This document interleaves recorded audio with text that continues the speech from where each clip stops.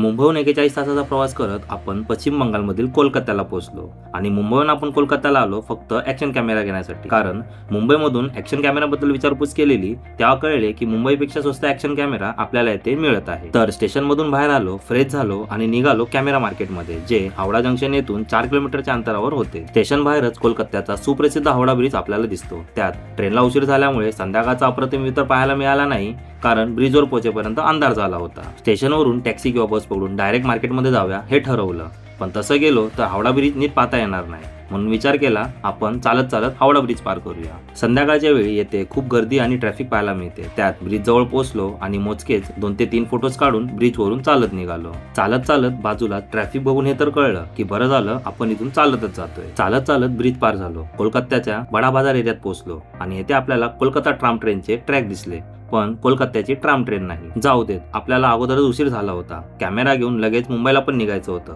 म्हणून local bus पकडली जी metro market जवळून जाते. बसमध्ये बसलो तर बस वेगळ्याच प्रकारची वाटत होती. त्यात 10 रुपयांचं तिकीट काढलं ते तर त्यापेक्षा वेगळा प्रकार. वाटलं होतं बसने लवकर पोहोचू, पण ट्रॅफिकने बोलला मैं हूं ना, मैं आपको जल्दी पोहोचने नहीं दूंगा. शेवटी 15 मिनिटे बस प्रवास केल्यानंतर आपण पोहोचलो मेट्रो मार्केट जवळ आणि अगोदरच फोनवर बोलणं झाल्यामुळे आपण मार्केट न फिरता डायरेक्ट दुकानात पोहोचलो आणि पोहोचल्या भाऊंनी कॅमेरा काढूनच ठेवला होता. तर मंडळी, मुंबईहून आपण फक्त DJI Osmo Action 6 या कॅमेऱ्यासाठी इथपर्यंत आलोय. कारण काय तर इकडे आपल्याला कमी बजेटमध्ये हा कॅमेरा भेटला आणि जर आपल्याला हे कॅमेरे हवे असतील तर तुम्ही आला संपर्क करून कॅमेऱ्याची किंमत काय आहे हे विचारू शकता, कारण रेटा मागे पुढे होत राहतो. फटाफट कॅमेऱ्याची अनबॉक्सिंग केली आणि हा आहे आपला नवीन DJI Osmo Action 6 camera. Unboxing केल्यानंतर कॅमेऱ्याची सेटिंग केली, कॅमेरा चेक केला, कॅमेऱ्याचे पेमेंट केले आणि लगेच निघालो शालीमार स्टेशनकडे जायला, कारण रात्री 8:15ची आपली ट्रेन होती. तर मित्रांनो, भेटू आपण पुढील व्हिडिओमध्ये. तोपर्यंत बाय.